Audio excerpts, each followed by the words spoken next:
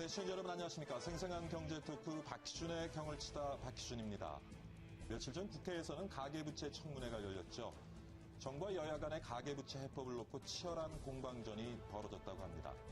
청문회에서 정부는 가계부채가 그렇게 위기사항이 아니다라고 주장을 해서 의원들의 질타가 쏟아지기도 했습니다. 빚의 증가 속도가 소득의 증가 속도를 앞질렀다고 하는데 지금 상황이 위기가 아니면 얼마나 더 힘들어야 위기라고 할 수 있을까요? 정말 좀 의아스럽기까지 합니다. 아무튼 갑론을박만 하지 마시고 가계부채에 대한 좋은 해법 하루속히 좀 내놔 주셨으면 합니다. 자, 금요일에 만나는 박희준의 경을 치다 오늘도 시작하도록 하겠습니다. 오늘 경을 칠 내용은요, 바로 이겁니다. 코스피, 코스닥에 이은 제3의 시장 코넥스가 성대한 세레모니와 함께 문을 열었습니다.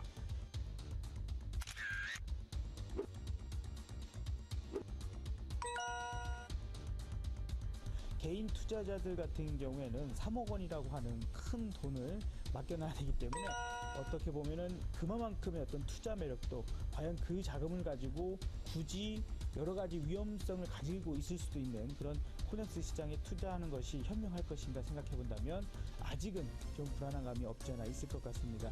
중소기업들이 급격하게 성장을 하면서 시장에 관심을 갖고 그에 따른 가치가 시장에서 높게 형성됐을 때 일반적인 투자자들의 관심도 높아질 걸로 보고 있습니다. 그런 관점에서 코넥스를 주목하는 거고, 이제 시작이기 때문에 이 부분에서 실패와 성공을 논할 시점은 현재는 아니고요. 상장되는 기업들이 매출과 그리고 실적으로 어떤 변화를 보는지 검증하는 기간이 최소한 반년 정도는 필요할 걸로 보고 있습니다. 일단 주식시장의 대부분의 상장 요건들을 보면 주주수 구성에 있어서 500명 이상이 되어야 된다는 원칙이 있는데, 이런 부분은 코넥스 시장에 적용하지 않더라도 적어도 한 100명 이상, 200명 이상의 주주는 있어야 거래 활성화가 된다라는 측면에서 보면 지금은 거래가 안 되는 것이 오히려 자연스럽고 당분간은 이런 현상들이 지속될 것 같다. 자금 조달을 할 수 있는 새로운 창구가 열었다는 부분들에 대해서는 긍정적인 부분들이라고 보시면 좋을 것 같고요. 어떤 규모든 거래가 활성화된다라는 입장에서 보게 되면 기업 입장에서는 더없이 좋은 새로운 창구로서 역할을 충분히 매김할 수 있으리라 생각합니다.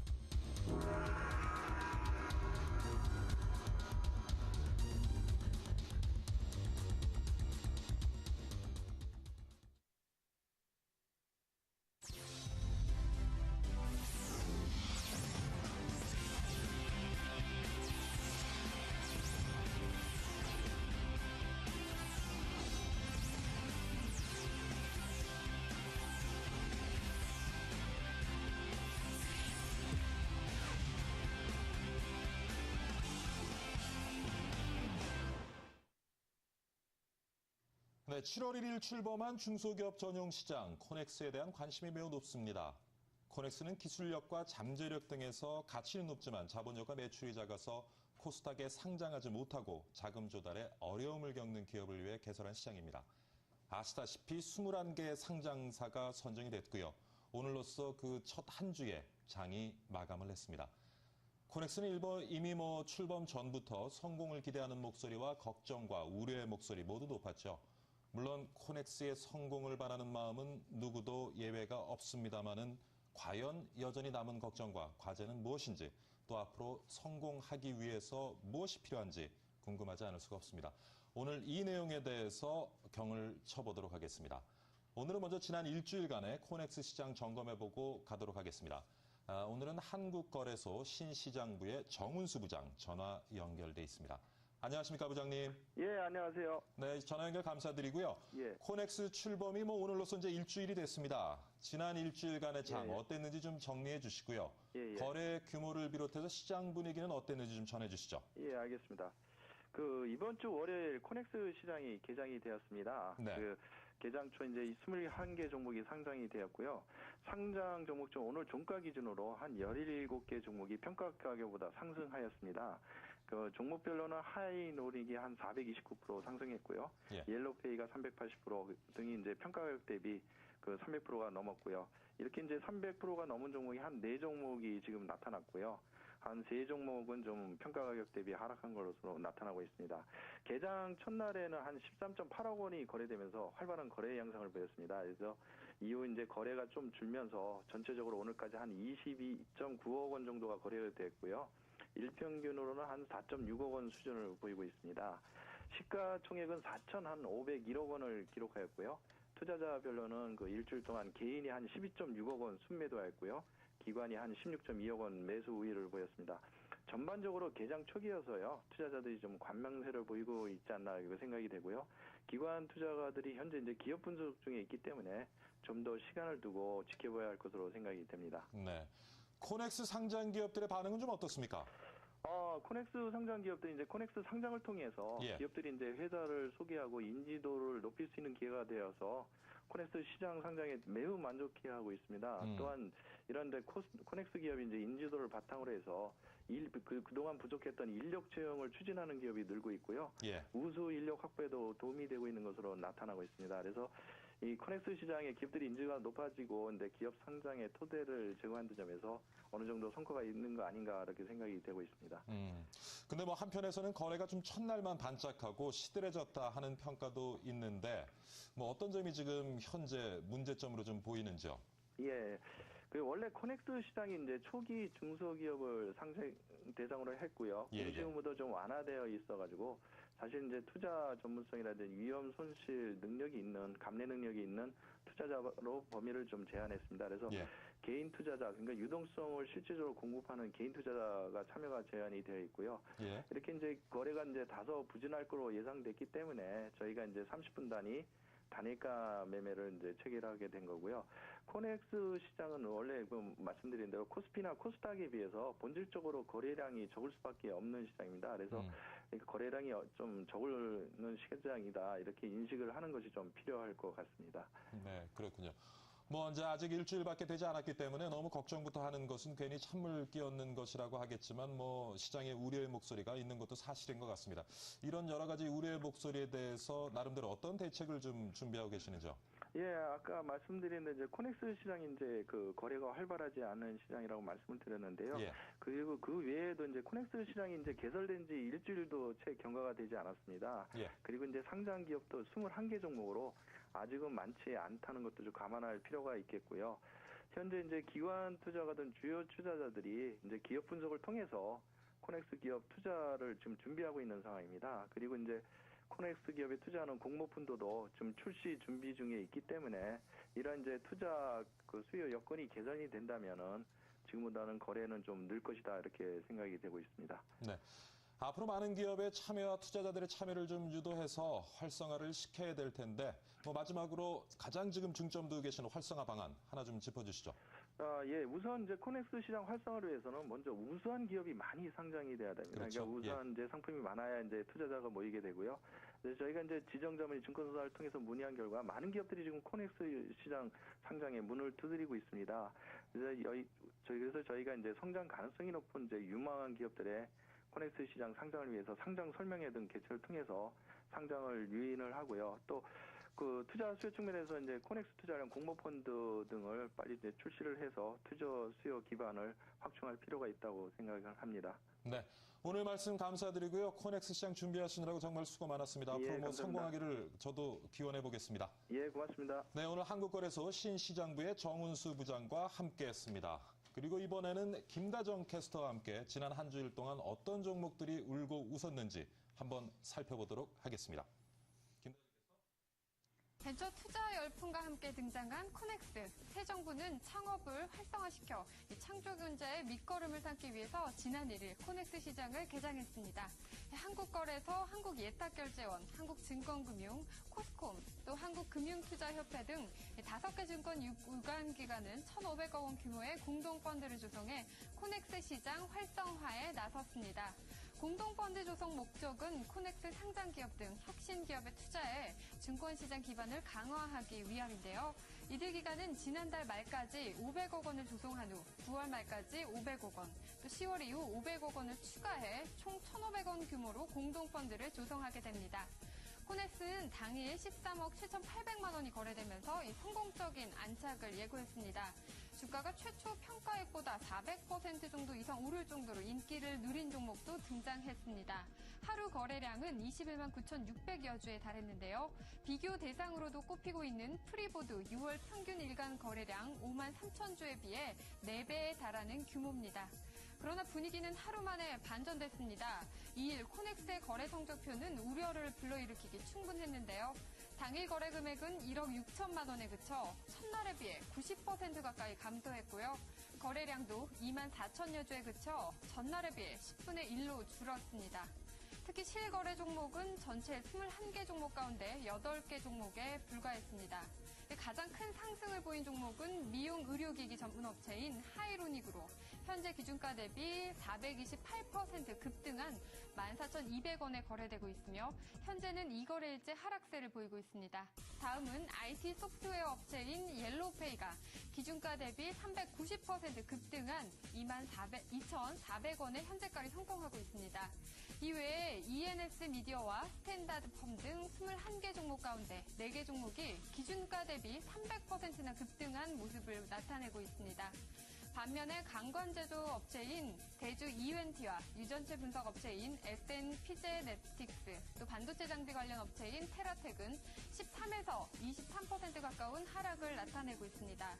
특이한 점은 전자축전기 업체인 비나텍인데요. 코넥스 첫 거래일이었던 지난 1일 이후 한 주도 거래되지 않아 시초가조차 잡지 못하는 모습입니다.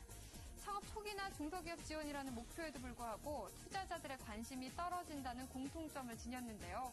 또 매매 방식을 개선했지만 개인 투자자의 참여를 제한해 활력이 부족하다는 한계가 있습니다.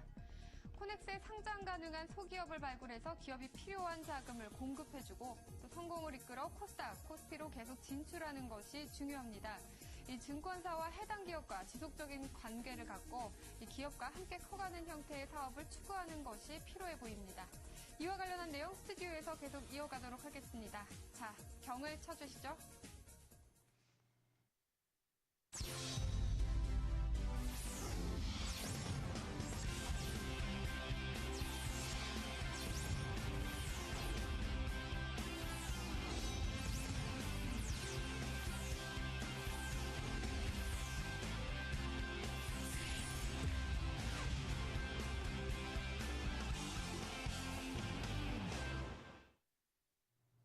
네, 김다정 캐스터와 함께 코넥스 시장에서 지난 일주일 동안 울고 웃은 종목들 같이 한번 살펴봤습니다. 이제 본격적으로 여러분과 함께 경을 쳐보도록 하겠습니다.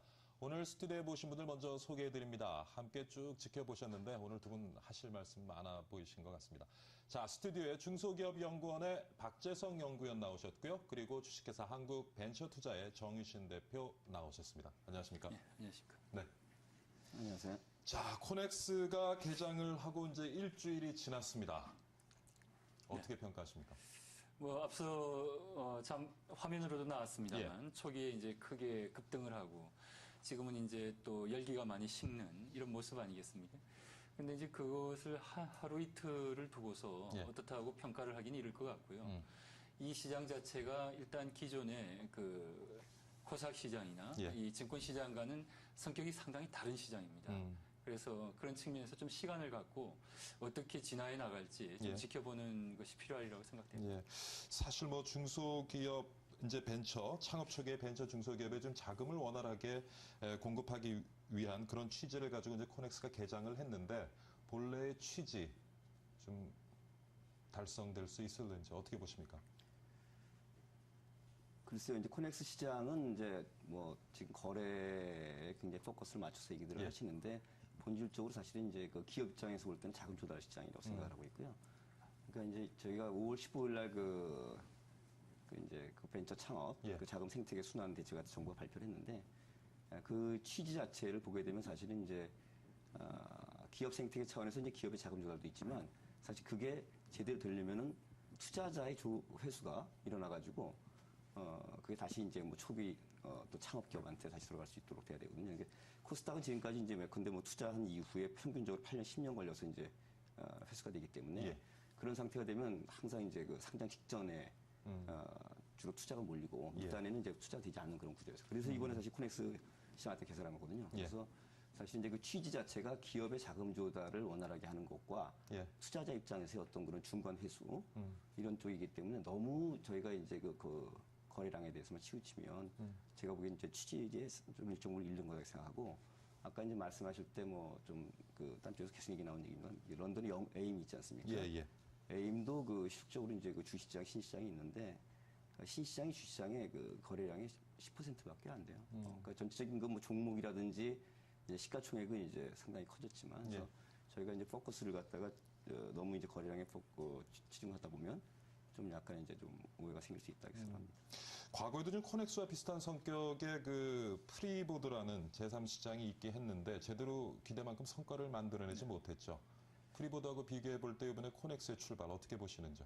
네, 그 프리보드든지 이제 코스닥이든지 기본적인 성격은 그 퍼블릭 레귤레이션, 이제 공적인 기관에서 시장을 관리하고 감독한다는 그런 특징이 있습니다. 예. 공적인 체계 내에서. 예. 그렇지만은 이 그 코넥스 같은 경우는 기본적인 방침이 이제 프라이빗 레귤레이션입니다.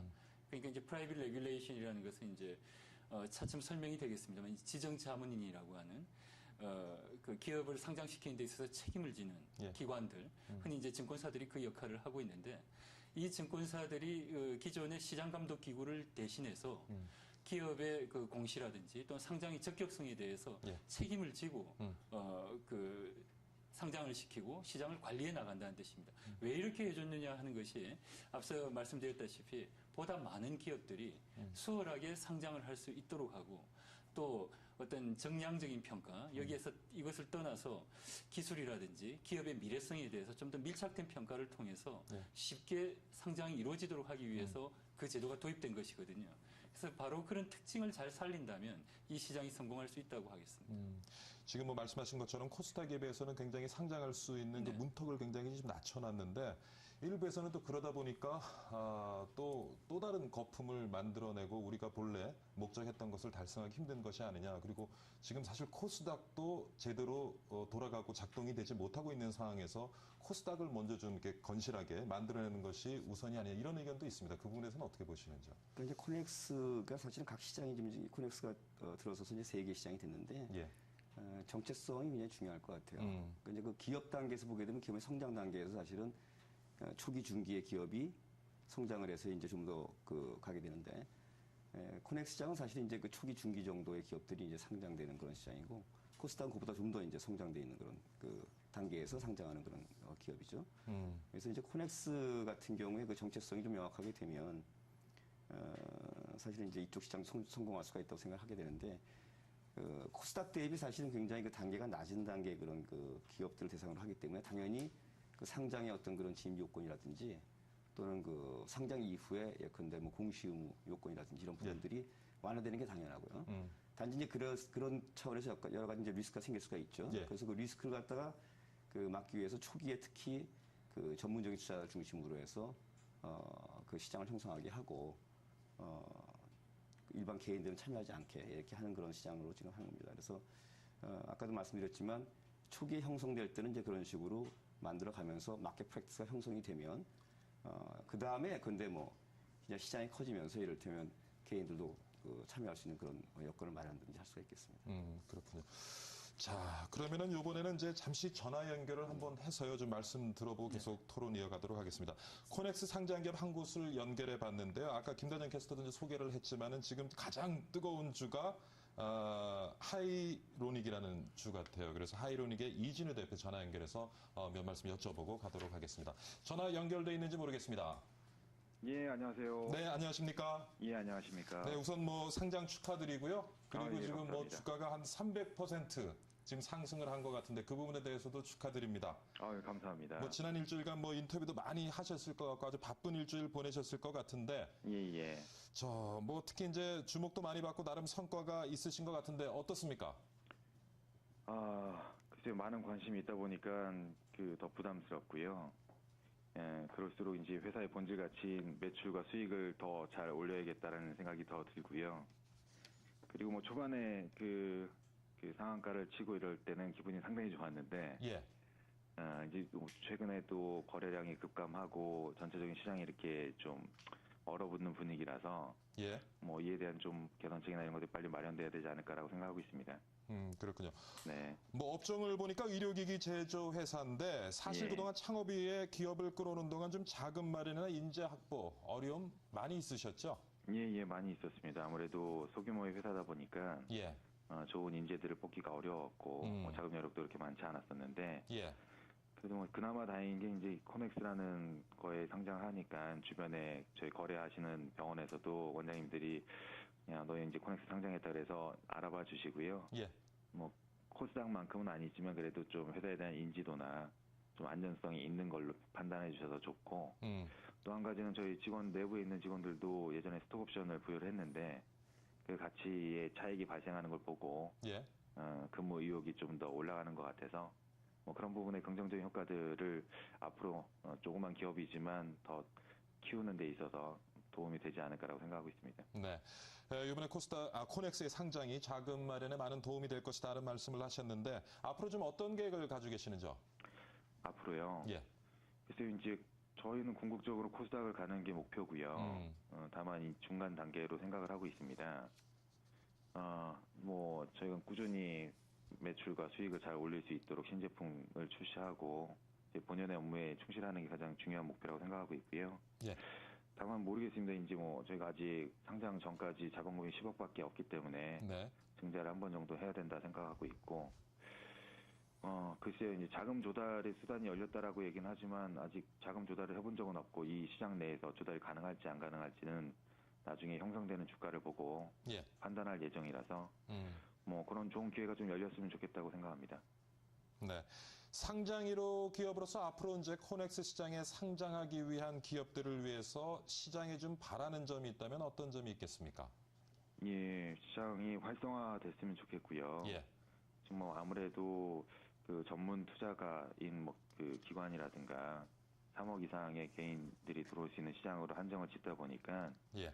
좀 아쉬운 거는 지금까지 저희 거래 일어난 걸 보니까 기관 이름으로 돼 있는 게 1,100주밖에 거래가 없었더라고요. 일주일 내내. 예. 이거 뭐 기관이 뭔가 이렇게 매수세가 많이 있을 줄 알았는데 그런 부분이 아직 준비가 많이 안 돼 있는 것 같고 예. 그러다 보니까 이제 상대적으로 그 거래가 안 되니까 개인 주주분들이 마음이 예. 좀 흔들려서 이렇게 좀 저렴한 가격에도 이렇게 매도를 하시는 것 같더라고요. 그래서 빨리 이런 그 진입에 대한 장벽을 좀 낮춰서 예. 많은 사람들이 이 시장에 들어와서 거래가 돼야 이 시장이 좀 활성화되지 않을까라고 생각하고 있습니다. 네. 이번에 코넥스 상장을 계기로 해서 앞으로 더욱더 성장해가는 하이로닉이 되기를 기대해 보겠습니다. 오늘 전화 연결 감사드립니다, 대표님. 예, 감사합니다. 네. 자, 그리고 한 통의 전화 연결 더 해보도록 하겠습니다. 한국벤처기업협회의 정책팀의 허영구 팀장 전화 연결해 봅니다. 안녕하십니까? 네, 안녕하세요. 네, 안녕하십니까, 팀장님. 코스닥 상장 이전의 기술력과 미래 가치를 담보로 하는 코넥스 시장, 중소벤처기업들의 자금 마련에 좋은 기회가 될 것이다라고 하는데 네. 어떻게 생각을 하십니까? 본래 취지가 잘 달성이 되리라고 보시는지요? 예. 사실 그 창업 초기 기업을 위한 그 제3 장래 시장이 개설되었습니다. 예. 사실 뭐 벤처를 창업해서 코스닥까지 가는 것은 모든 창업자들의 꿈이기도 합니다. 하지만 그 상장 소요 기간이 갈수록 길어지고 있어서 이제는 뭐 12년을 넘어섰습니다.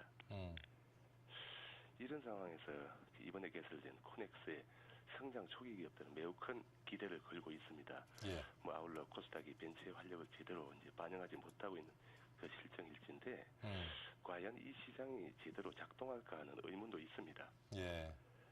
어떤 점에서 그런 의문을 가지고 계시는지요? 그게 사실 뭐 새 정부에서도 이 점에 뭐 염두를 두어서 그 중소벤처의 자금 공급 시스템을 융자에서 투자로 뭐 전환하고자 하고 있습니다. 예. 벤처는 뭐 특성상 그 기술과 아이디어로 창업을 해서 다년간의 R&D 기간이 필요하다 보니 매출 실적이 적고 물적 담보 여력도 물론 없습니다. 예. 이에 비해서 한국의 뭐 보전기관이나 금융기관은 금융사고에 대한 회수책으로서 연대 보증을 요구한다든지 또 자금 운용을 지나치게 안정화하는 경향이 있습니다. 예. 따라서 뭐 기술이라는 그 무형 자산을 가지고 창업하는 기업에게는 자금 융통이 상당히 어려운 실정입니다. 이번에 코넥스 시장에서도 기업의 가치를 평가하는 데 있어서 좀 장부 가치에 근거해서 평가한 것으로 제가 듣고 있는데 그 점에 대해서는 어떻게 보십니까? 그 점에 대해서는 사실 기업인들의 의견을 좀 들어봐야 되겠지만 코넥스 운영에 대해서 좀 말씀을 드리자면요. 사실 코스닥 상장까지의 기간이 장기화되면서 성장 초기 단계 기업에게 회수 시장을 좀 만들어주자는 이 취지를 좀 잘 살려나가야 하겠다 하는 생각입니다. 시장 초기 운영에서 상장 기업들의 포지션이 너무 높으면 이것이 기준이 되어버릴 수가 있습니다. 따라서 지정 자문인 측에서도 최소 자본금이나 매출 등 코넥스의 취지를 좀 반영해서 상장을 추진하도록 하는 좀 여건이 조성되어야 하겠다는 생각이고요. 자칫 양시장 간의 경쟁 구도나 투자자가 이동하는 우려는 없어야 하겠습니다. 이와 더불어서 코넥스에조차 상장하지 못하는 절대 다수의 기업들을 위해서는 엔젤이나 크라우드 그리고 프리포드와 같은 장외 시장도 좀 활성화 대책이 필요하다고 봅니다. 예. 자, 오늘 말씀 감사드립니다. 감사합니다. 네, 한국벤처기업협회 허영구 팀장과 함께했습니다. 자, 스튜디오로 돌아서 다시 좀 토론을 이어가 보도록 하겠는데요. 사실 지금 시장을 좀 살펴보면은 코넥스에 대한 관심이 그리 높지는 않은 것 같아요. 네. 어떤 점이 이렇게 관심을 불러일으키지 못하는 원인이 되고 있다고 보시는지요? 근데 이제 제가 생각할 때는 이 관심이라고 하는 것이 이제 일반 대중 개인 투자자들의 관심을 의미하시는 것 같은데요. 예. 물론 이제 지금 시장이 코스닥이 있고 그 앞에 이제 코넥스가 있으니까 시장이 연속적인 흐름으로 있는 것처럼 보이지만 코넥스는 코스닥과 완전히 다른 시장이라고 생각하는 것이 좋습니다. 그러니까 그 두 가지 특징이 첫 번째가 코넥스는 영국의 AIM도 그렇고요. 일반 대중이 투자하는 시장이 아니라 자신의 투자에 대해서 책임을 질 수 있는 사람들. 그러니까 이제 기관이라든지 또는 투자 경험이라든지 재무적으로 충분히 능력이 있는 개인 투자자들이 참여를 해야 된다. 이런 특징이 있는 거고요. 시장 성격 자체를 이제 그렇게 규정을 해놓은 거고 바로 그 시장 성격이 규정이 그렇게 됐기 때문에 공공기관에서 그러니까 공적인 시장기구에서 관리를 안 하고 증권사가 대신 관리를 하도록 위임을 한 겁니다. 그러니까 그만큼 투자자 보호를 완화시켜주는 대신 상장을 더 수월하게 하는 이런 서로 간의 이제 트레이드오프라고 하죠, 보통. 이게 맞교환. 이게 성립이 돼서 존재하는 시장이기 때문에 기존의 이제 코스닥 시장이나 이런 경우처럼 개인 투자자들이 마구 몰려들어서 주식을 사고 판다든지 이런 식의 가능성을 초기부터 너무 성급하게 기대하는 것은 맞지가 않고요. 이 시장의 기본적인 성격은 앞서 말씀드린 대로 화면에도 나왔습니다만 코스닥까지 지금 한 12년, 14년 이렇게 걸리는데 그 기간 동안에 도저히 기업들이 자금을 회수할 길이 없으니까 회수할 길을 열어주자. 근데 단 누구에게 회수를 하느냐? 일반 대중 투자자들에게 회수를 하는 것이 아니라 그 기업의 성장성이나 미래에 대해서 어느 정도 적합한 가치 판단을 할 수 있는 그런 투자자들, 대상들에게 지분을 팔 수 있도록 하자. 이것이 취지입니다. 그러니까 성격이 좀 다르죠. 지금 그리 높지 않은 이제 투자자 관점에서의 관심 관련돼서 얘기를 해봤는데 지금 창업 초기에 어떤 자금을 필요로 하는 중소기업 입장에서도 관심이 그렇게 높은 것 같지는 않습니다. 지금 설문조사란 통계를 들여다보면은 앞으로 코넥스의 상장하고자 하는 계획을 가지고 있는 지금 창업 초기에 중소기업들 그렇게 많지는 않은 것 같은데 어떤 점이 좀 문제라고 보시는지? 글쎄요, 이제 홍보가 부족해서 그런 것도 있을 수 있고, 그러나 사실은 이제 지금 제가 알기로는 이번에 이제 처음 상장된 거는 이제 21개인데, 그 상장에 관심을 보이는 그런 기업들은 상당히 늘고 있는 걸로 알고 있고요. 앞으로 이제 이런 제도 정착이 좀 더 홍보가 적절되면 그런 기업들이 더 늘 수 있을 거다라는 생각이 들고, 사실 이제 아까 우리 박사님도 말씀 주셨지만은, 이게 이제 어떤 거래소의 어떤 직접적인 어떤 그런 중앙 관리가 아니라, 이제 민간을 통한 어떤 이제 간접 관리 방식을 하는 거죠, 지정 관리. 그래서 지정 자문이 굉장히 중요한데, 향후에 이제 좀 지정 자문인들의 이제 역할이 좀 확대되고, 뭐랄까, 이때까지 우리나라 증권사는 이제 좀 주로 상장 중심으로 이제 활동을 해왔잖아요. 근데 이 기업들은 사실 이제 비상장 기업이고, 또 상장 직전에 있는 기업들도 아니고 사실 초기의 기업들이기 때문에 벤처 캐피탈리스트들이 주로 활동했던 영역이거든요. 그래서 이제 그 증권사 지정자문인과 그 증권사의 그 뭐랄까 그 협력. 그다음에 나아가서는 사실은 중요한 게 지금 거래가 좀 잘 안 되는 이유가 공급 물량이 부족해서 그럴 수도 있고 꼭 이제 수요 기반이 약해서 그런 것도 있을 수 있지만 공급 물량이 부족해서 그럴 수도 있어요. 그러다 보니까 이제 가격이 막 들쑥날쑥할 수도 있는 건데 또 하나 이제 중요한 게 이제 밸류에이션 이슈가 있어요. 그래서 적절한 밸류에이션을 갖다 이제 제공을 해야 되는데 저희 이제 그 증권사로서의 지정 자문인들이 이제 그런데 아직 익숙하지가 않죠. 예. 비상장 어떤 기업에 대한 밸류에이션을 애널리스트조차 사실 해본 적이 없지 않습니까? 그리고 이제 제가 이쪽에 있다 보니까 제가 자본시장에 있고 이쪽에 이제 다 있어 보니까 사실은 이제 그 기업 탐방 애널리스트들이 하지만은 그 상장 이후에 상당히 어떤 나름대로 이제 틀을 갖춘 어떤 재무제표 같은 거 봐서 그걸 통해서 이렇게 밸류에이션 하는 그럴 때 그 가치 평가하고 이 비상장 기업 가치 평가는 펑션이 다르다고 생각하고 있어요. 그러니까 거기는 이제 뭐 멀티플 계산해가지고 옵티멀 프라이스 갖다 구해내지만은 상장 이후에 어떤 그런 그 기업 탐방 시의 가치 평가는 비상장은 사실은 어떤 섹터의 향후에 뭐 3년이면 3년, 5년이면 5년 이후에 마켓 캐피탈라이제이션이 시가총액이 얼마큼 될 거냐를 먼저 대략 그 평가를 하고 그리고 해당 기업이 이를테면 거기서 포지셔닝이 어느 정도 되느냐 봐서 이 기업이 향후에 3년, 5년 후에 시가총액이 얼마 되겠다라는 판단을 해서 사실은 가치 평가를 하거든요. 그러니까 사실 이제 이런 그 생각할 부분들이 좀 있습니다, 앞으로. 그러나 이제 제도 틀은 만들어 놨기 때문에 제가 보기에는 그런 쪽에 상호 그 양시장의 협력이 일어나고 밸류에이션 툴의 어떤 그런 뭐 결합이랄까? 이런 걸 통해 갖고 새로운 마켓 프랙티스가 형성이 되면 상당히 좋아질 거로 생각하고 있습니다.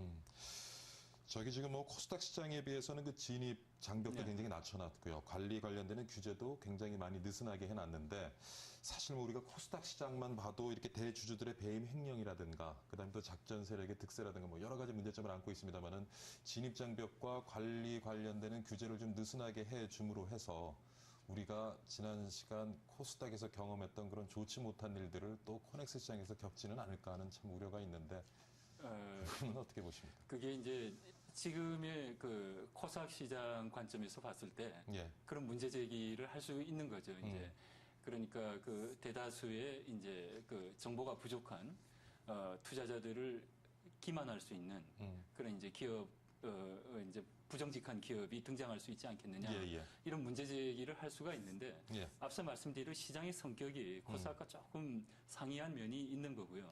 그래서 이 시장의 성격을 흔히 하는 말로 주니어 마켓 for senior investor 이런 말을 씁니다. 그러니까 시니어 인베스터라는 말은 이제 좀 노련한 투자자들이 이제 하는데 시장 자체는 주니어 마켓이라는 거죠. 이제 이제 초기에서 중기 단계에 있는 이런 기업들 대상으로 하는 그 투자하는 시장이다. 그래서 시장의 성격이 좀 전문가들이 모여가지고 이 기업에 대해서 이거를 어떻게 그 판단하고 가치를 어떻게 매길 것인가 이러한 부분이 논의되는 시장이라고 볼 수 있거든요. 그래서 쉽게 이야기하자면 이제 엔젤 투자 클럽이 좀 더 대중적으로 확대된 형태다. 이렇게 봐야 좋을 것 같습니다. 그래서 사실 이제 거기서는 말씀하신 대로 이제 그 투자자들을 이제 좀 우롱할 수 있다. 뭐 이런 부분의 문제 제기가 있을 수 있겠지만은 오히려 그런 문제보다는 보다 더 적극적인 정보 생산. 그러니까 이 기업을 더 많이 알려야지만 사람들이 이제 그 다른 투자자들이 관심을 보일 수 있지 않겠습니까? 그런 부분이라든지 적극적인 정보 생산이라든지 이런 부분들이 또 오히려 더 강조돼야 되지 않는가 이런 생각이 듭니다. 네.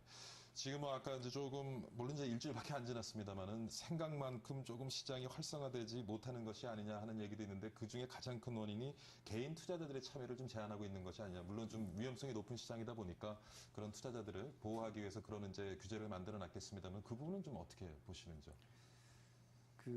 사실 이제 뭐 아까 그 빨리 성장기업 그렇게 됐다고 좋겠죠. 아쉽다는 말씀을 하셨는데 사실 코스닥도 이제 90년도에 처음 만들어지고 그래서 3년이라는 세월이 걸렸거든요. 종착될 때까지. 그러니까 이제 마음은 이해하지만 좀 우리가 시간이 좀 필요할 거라 생각을 하고 있고요. 특히 이게 밸류에이션이라든지 이런 부분들이 아직 클리어하지 않은 그런 상태에서 더군다나 또 그 공급 물량도 사실은 굉장히 적지 않습니까? 이건 직상장이고 사실 저희가 공모 발행도 지금 하지 않고 있는 단계이기 때문에 사실 가격의 어떤 변동이 많이 있을 수가 있고 그래서 사실 이제 중요한 거는 공급 물량도 좋은 기업의 공급 물량도 이제 저희가 만들 수 있는 그런 틀을 마련해야 되지만 또 하나 이제 중요한 게 지금 말씀하신 대로 수요 기반인데 굳이 꼭 개인까지 초기 안 가도 이를테면 벤처 캐피탈리스트들이 지금 이제 9월 달에 아마 저희가 이제 그 벤처 캐피탈리스트에 예컨대 투자할 경우에 그 조세 이제 감면 혜택이 주어지는 그런 게 통과되는 걸로 알고 있는데 그럴 경우에 또 이제 그 수요 기반이 마련될 수가 있고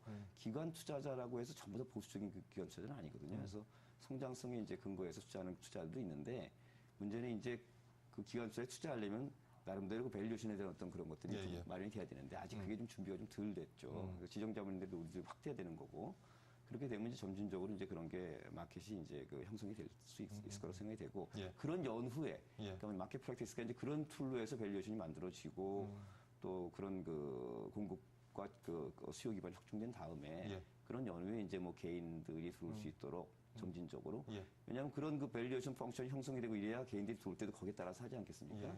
그렇지 않은 상태에서 예컨대 그냥 개인들이 먼저 처음에 많이 들어오게 되면 코스닥에서 일부 보는 그런 부작용 같은 것들이 여기서 더 심하게 나타날 수가 있는 거죠. 그래서 이제 그런 시간이 좀 필요할 거라 생각이 되고 나중에는 이제 어차피 개인 전용 펀드 같은 걸 통해서 좀 할 수 있을 거라고 생각합니다. 애널리스트의 기사를 좀 보니까 지금 시장 규모나 상장된 기업의 규모를 봤을 때 한 5억 정도의 자금이면은 시장을 좌지우지할 수 있는 작전 세력이 될 수도 있을 것이다 하는 그런 우려 섞인 목소리도 있는 것 같은데 그 부분에 대해서는 좀 어떻게 보시죠? 그러니까 이제 그래서 더욱더 이제 초기에는 마켓 프랙티스 형성되기 전까지는 전문 투자자들이 자기 나름대로의 주관과 밸류에이션을 갖고서 이제 들어와야 된다는 것이고요. 뭐 이를테면 뭐 전체적인 어떤 거래가 아주 일부 그런 그 거래에 의해서 움직인다고 해도 중심이 전문 투자가 잡고 있으면 사실 이제 그거에서 뭐 움직이지는 않겠죠. 그래서 그런 것들이 이제 형성이 돼야 된다고 봅니다. 그 프랙티스가. 그런 연후에는 이제 뭐 그런 그 투기적인 이런 부분들은 차단이 되지 않겠는가. 그래서 제일 중요한 게 사실은 그 초기에는 전문 투자자가 마켓 프레스를 형성해 줘야 되고 빨리 지정자문인이 이를테면은 애널리스트를 통해서 하든 뭐 다 할 필요는 없는 거죠. 중요 기업에 대해서 예컨대 밸류에이션을 해주고 그래도 이제 그 수익 비용 관점에서 애널리스트 비용이 많이 들지 않습니까? 그래서 도저히 이 지금 마켓에서 나오는 그런 레비뉴에서 커버가 안 되면 거래소라든지 협회라든지 다른 어떤 공적 그런 기능하는 기관에서 공공 서비스 재화 차원에서 어떤 그런 그 가격을 포함한 기업 정보를 생산해서 유통시키는 그런 그 방안도 생각해 볼 수 있습니다.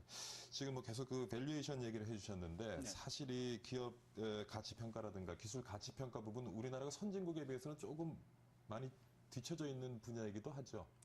어떻게 보십니까? 글쎄요, 뭐 아직 사실 요번에 이제 그 코넥스에 상장된 기업들이 이제 가치를 매기면서도 실제 자산 가치 근거해서 이제 가치를 좀 매기는 것 같아요. 근데 사실 이 우리가 코넥스 시장을 열어가는 그 취지가 앞으로 지금 기업들이 아직은 크게 성장하지 못했지만 그래도 잠재력 있는 그 기술을 가지고 있는 기업에 좀 투자를 해서 성장시켜보자 하는 취지를 가지고 출발을 했는데 그 부분은 좀 어떻게 보시는지? 글쎄, 뭐, 그런 거를 과학적으로 이제 비교를 안 해봤기 때문에, 우리 이제 밸류에이션 수준이 뭐 높다, 낮다 이렇게 단정하기는 어려울 것 같은데요. 이제 제가 이제 좀 예를 들자면, 이제 골드만삭스가 이제 세계적으로 가장 유명한 그 투자회사로 알려져 있지 않습니까?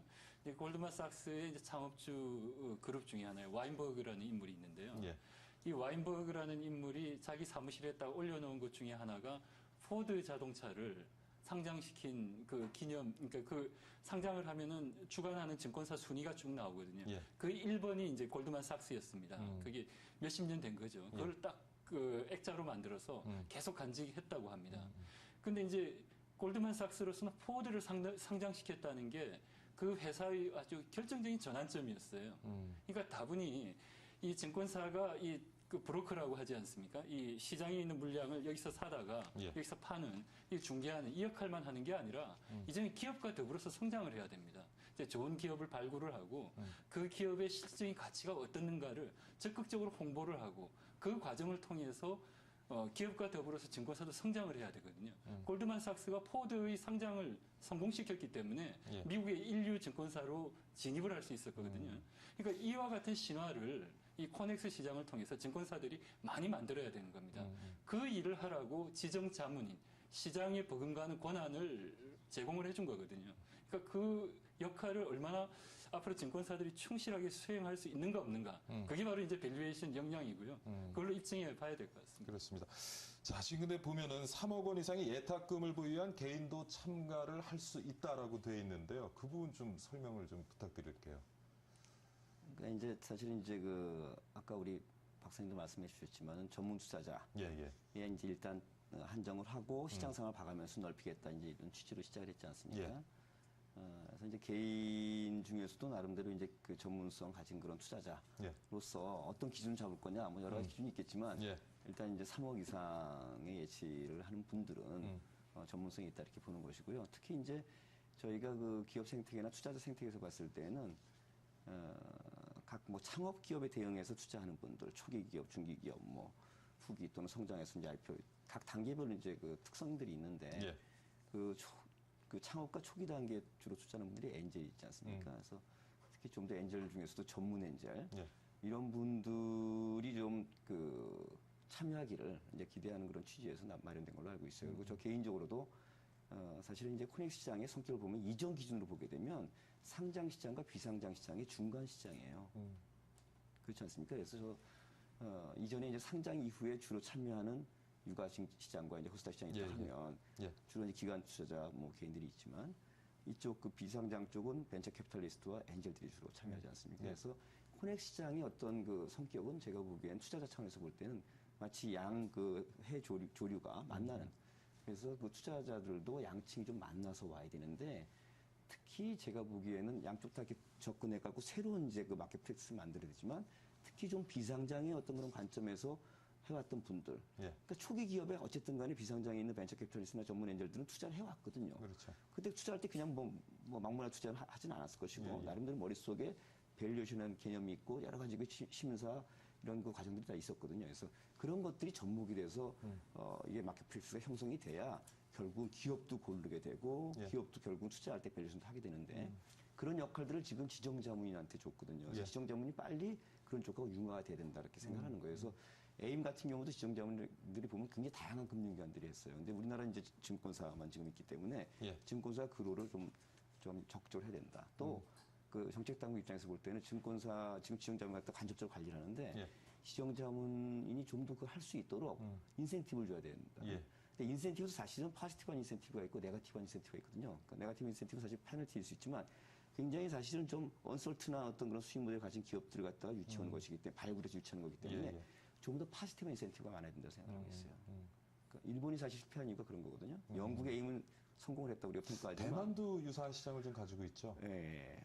그래서 이제 사실은 이런 거 할 때 이제 운영 의미가 굉장히 중요한데 뭐 인센티브가 있어야지 할 거 아니겠어요? 그러니까 네거티브한 것과 포지티브한 인센티브가 있으면 네팅을 치면 결국 이제 그게 플러스로 돼야 움직인단 말이에요. 그래서 사실 이제 지정자문한테 그런 걸 적극적으로 줘야 되는데 저는 개인적으로 한번 상장할 때마다 이렇게 인센티브를 주고 뭐 이렇게 하기보다 지금 인센티브는 예컨대 코넥스 갖다 상장해가지고 나중에 코스타로 갈 경우에 지정자문 의견을 받도록 함으로 해서 지정자문한테 인센티브를 주고 있는데 그렇게 일관성만 주지 말고 저희가 국채를 갖다가 예컨대 저희가 이제 처음 도입했을 때 프라이머리 딜러 시스템 갖다 도입을 했어요. 그래서 그건 일정 기간마다 전체를 종합평가를 하는 거예요.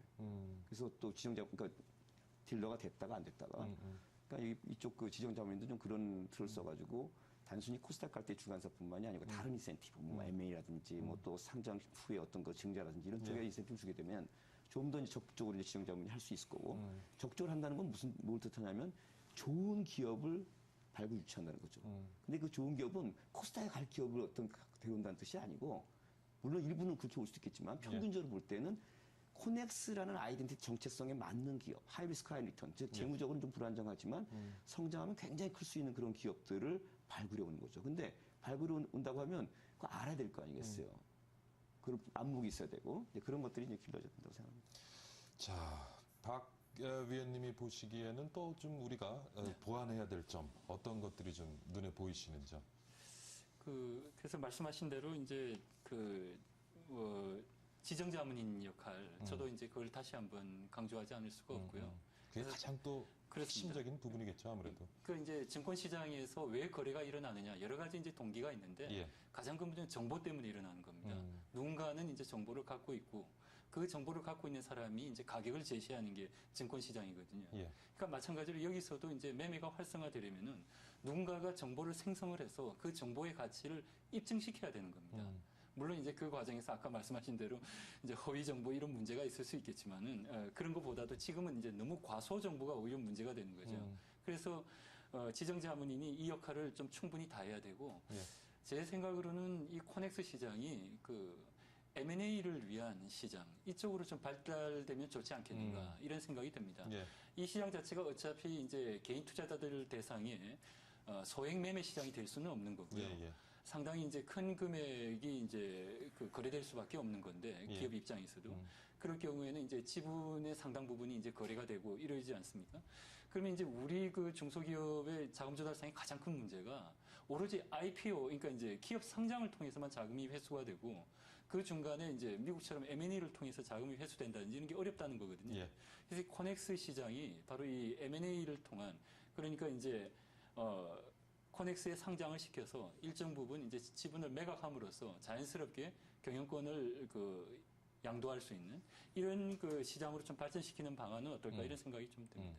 사실 뭐 얼마 전에 정부에서 그 벤처 창업을 위한 그런 활성화 대책을 발표하면서 사실 핵심적인 내용 중에 몇 가지가 이제 크라우드 펀딩하고 그다음에 조금 전에 말씀하신 것처럼 그 M&A 시장 활성화인데 어떻게 보세요? 좀 이 우리 코넥스 시장 이번에 시작하면서 지금 말씀하신 것처럼 그런 M&A 시장이 좀 활성화될 수 있는 어떤 계기가 좀 마련될 수 있다고 보시는지요? 저는 그럴 수 있다고 생각합니다. 그러니까 코넥스 시장이 왜 만들어졌는가 근본적인 목적과 취지가 사실은 중간 기업으로는 중간 상장 그 추가 성장 자금을 얻기 위한 그런 상장 시장이고 투자 입장에서도 중간 회수 시장이죠. 예. 그러니까 생태계상의 사실은 허리예요. 허리. 그러니까 창업서부터 초기 그러고 나서 이제 중간 단계에 거쳐갖고 예컨대 뭐 코스피 유가 시장이 있다 가정을 했을 때 예, 예. 이것이 잘 되게 되면 사실은 이제 그 기업들은 성장자금을 얻고 투자자는 사실은 조기에 회수를 해가지고 다시 창업과 초기 기업에 투자할 수 있는 선순환 구조가 마련이 되는 거고 또 하나 중요한 건 조달 수단의 다양화가 사실 회수단의 다양화이기 때문에 말씀하신 대로 여기서 꼭 상장하지 않더라도 이 가격 레퍼런스를 가지고 물론 이제 가격의 밸류션일 수 있지만 레퍼런스 갖고 우리가 M&A 쪽으로 갈 수도 있고 장외시장의 거래로 갈 수가 있고 다른 그 툴로 또 이용할 수가 있는 거죠. 그래서 이 코넥스 시장은 굉장히 중요하고 이게 잘 돼야지만 제가 보기에는 창업과 초기 기업의 펀딩이 가능합니다.